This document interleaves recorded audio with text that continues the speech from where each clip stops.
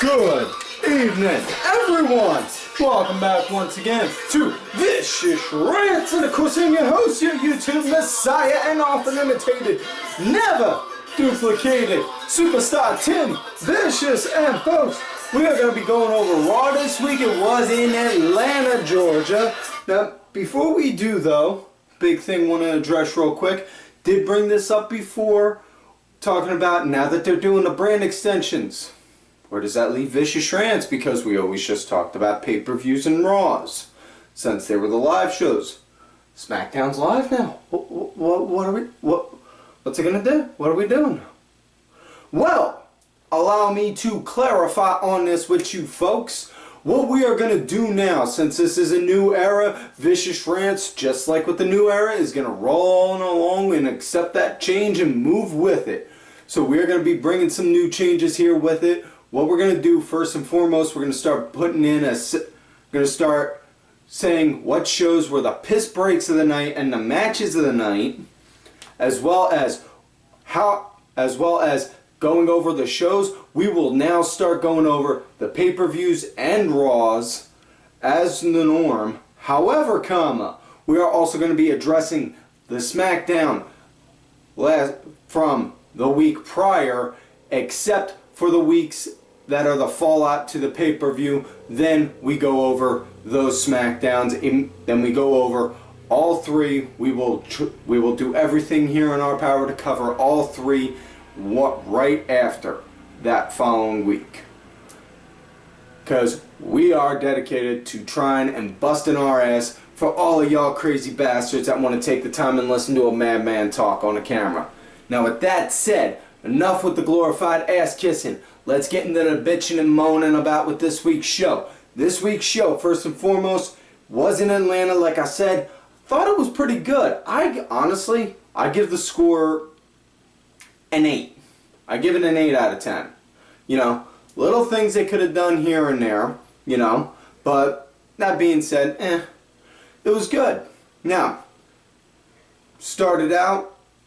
first off, it started out showing what happened the week prior, saying last week on Raw, which, beautiful thing to see.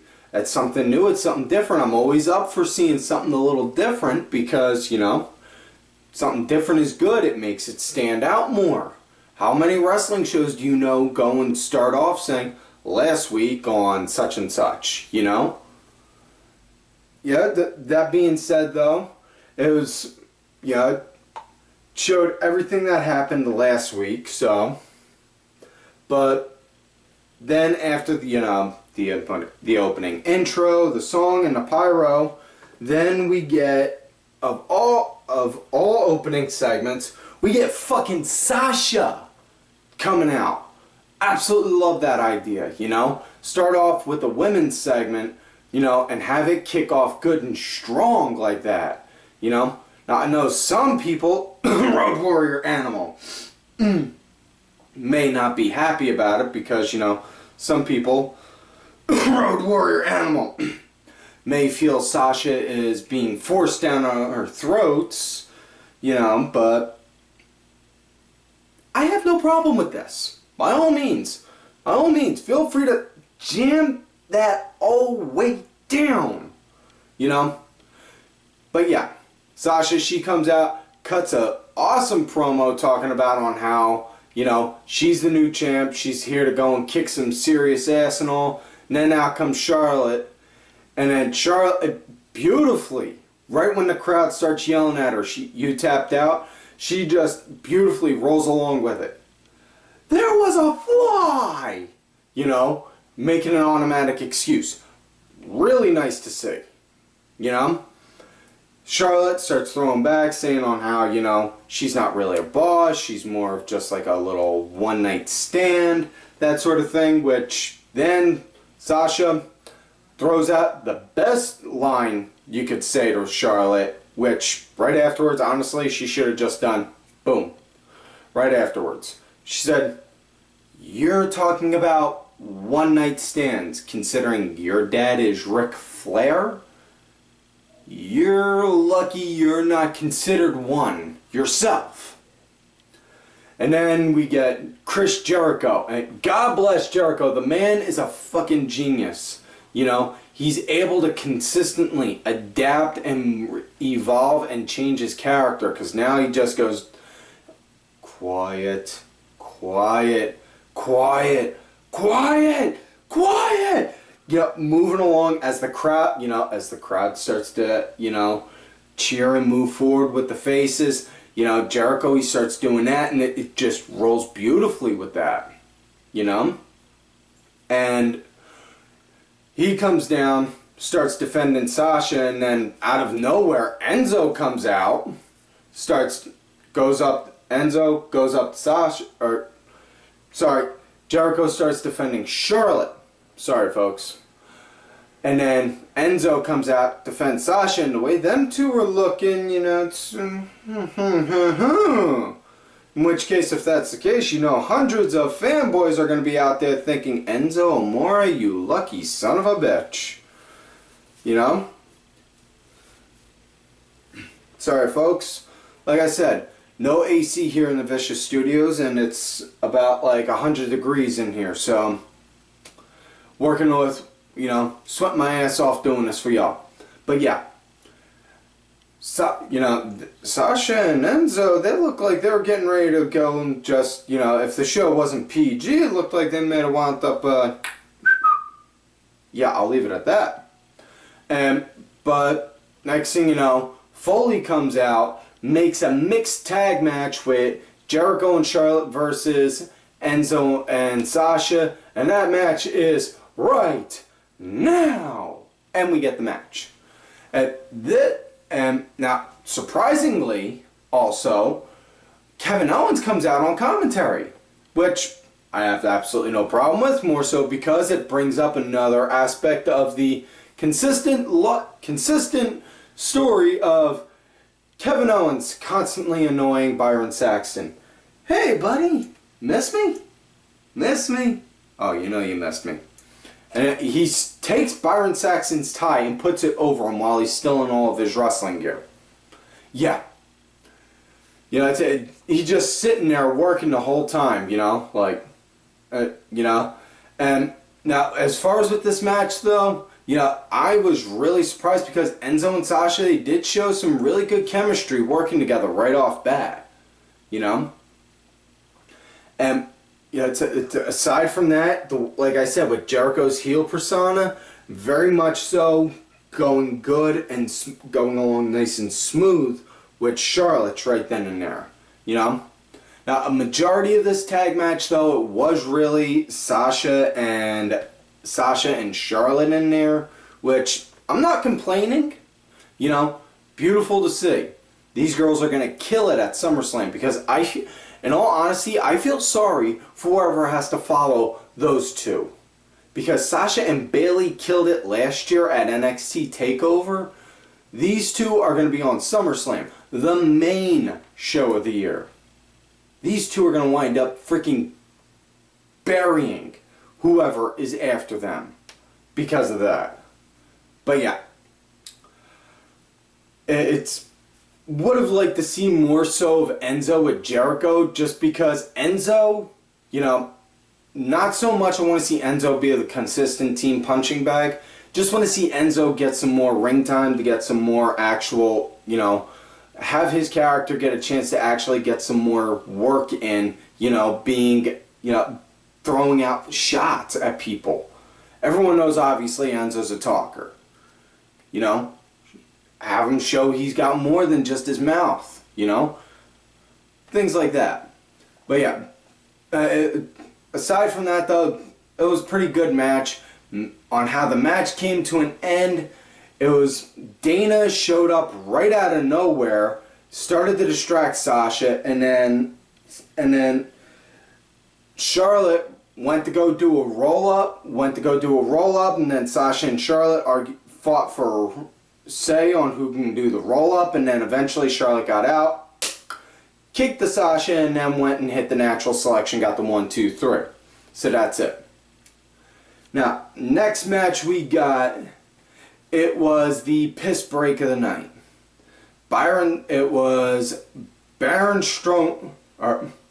Yeah. Baron Strowman versus some other new jobber, except this time the guy actually had a chin, and he didn't have some crappy offspring tattoo on his shoulder. Although he did give a good reason on why he was doing this. He said he was getting paid $1,000 to go against Strowman, and if he won, he would get an extra $5,000. I'm sorry, but for $5,000? No, I wouldn't go against Strowman. I'm sorry. Maybe 20, but no. Wouldn't go against him for $1,000. But if you offered me 20, maybe. You offered me 50 if I won, okay.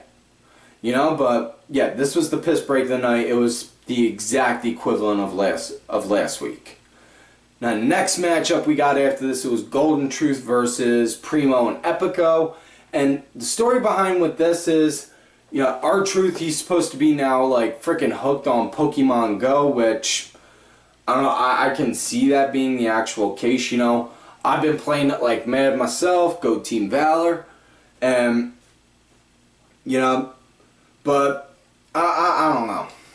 Just, the way they got him playing it, it's just, it doesn't look like something that'd be too addictive, you know.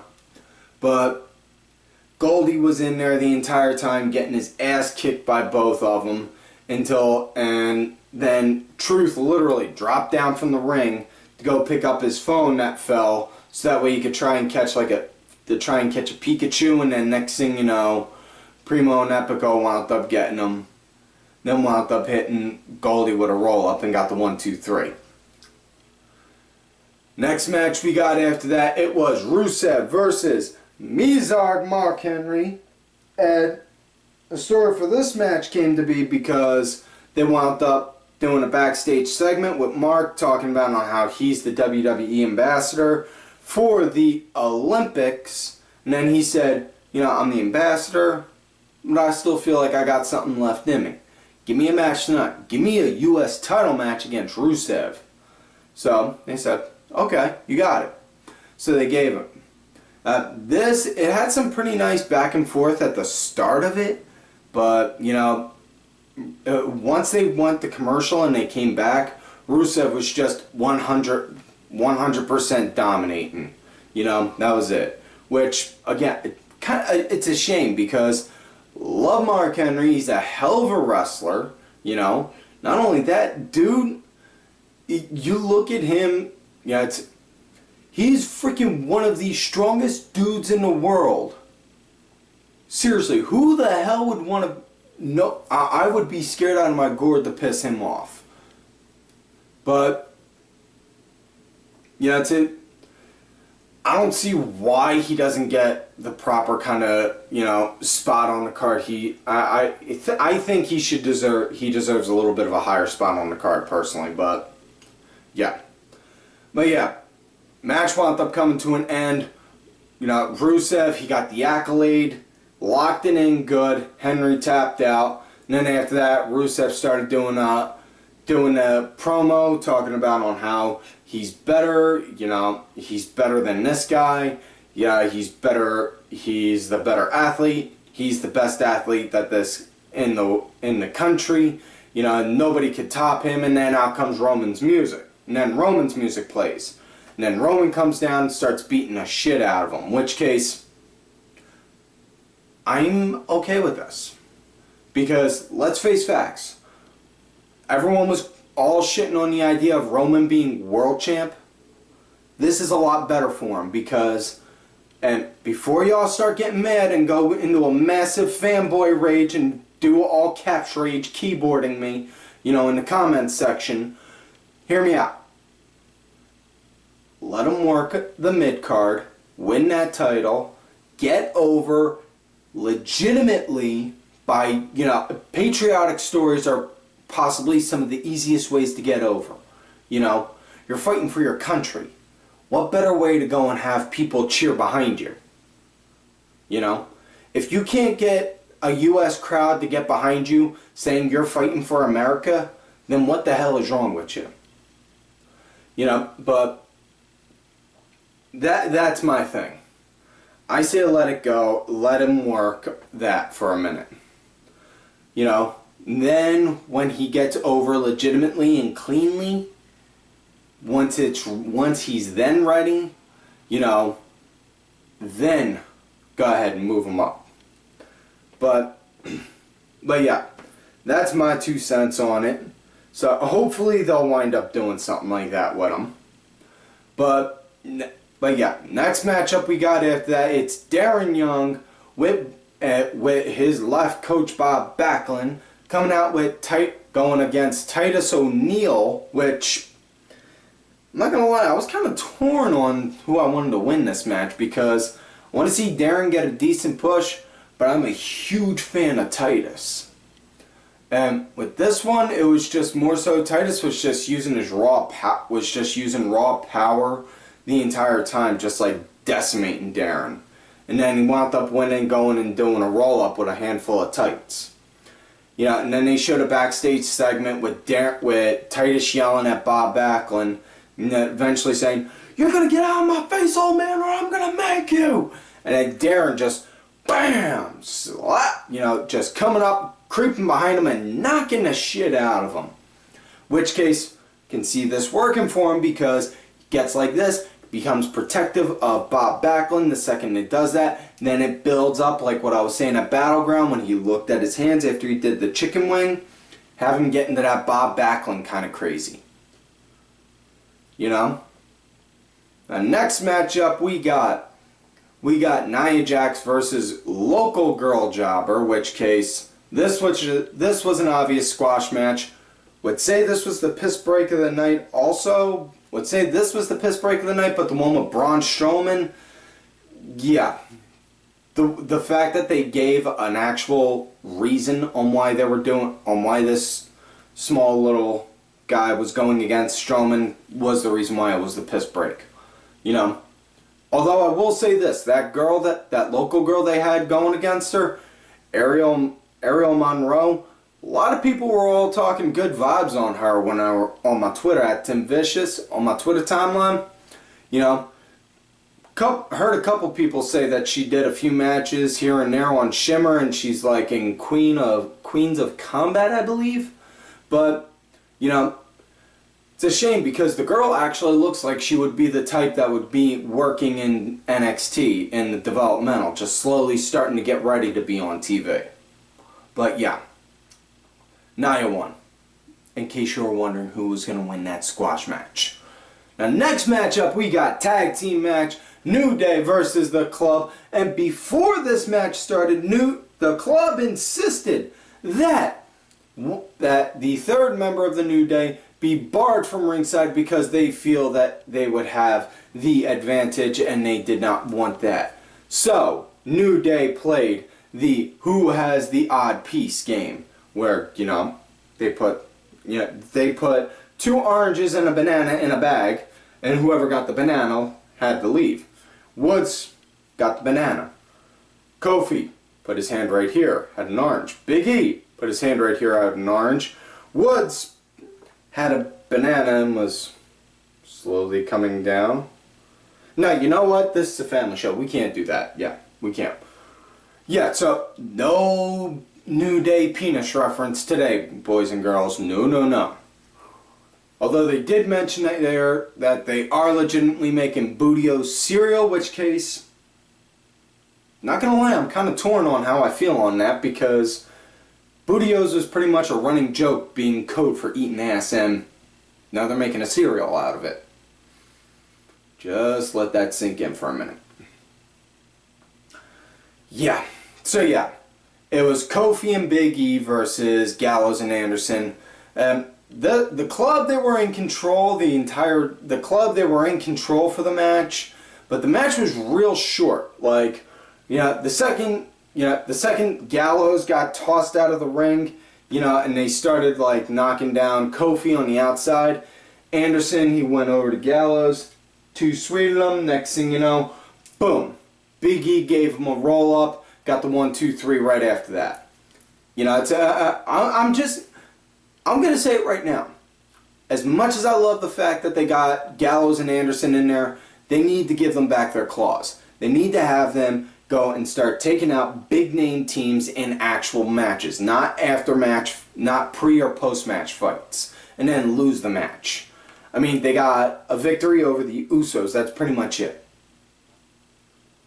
What the hell's that say? You know, for crying out loud.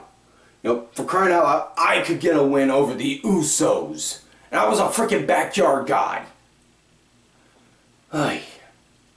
So yeah, next matchup, it was Cesaro versus Sheamus, and the reasoning for this match came to be because backstage segment, Sheamus and Cesaro both were airing grievances to Steph and Mick about on how, you know, they both feel they deserve a US title match, and then Mick said, you two are gonna have a match, and whoever's the winner, I'll start considering for a US title shot. And with that, you know, and with Sheamus and Cesaro, you know, two big burly guys, you know, two big guys here, gonna see a good level of physicality between them, and I dug it. It had an okay sense of physicality and not brutality, but brawling, I should say. Sorry, wrong choice of words. You know, and yeah, Sheamus, he was in control for pretty much most of the match, you know.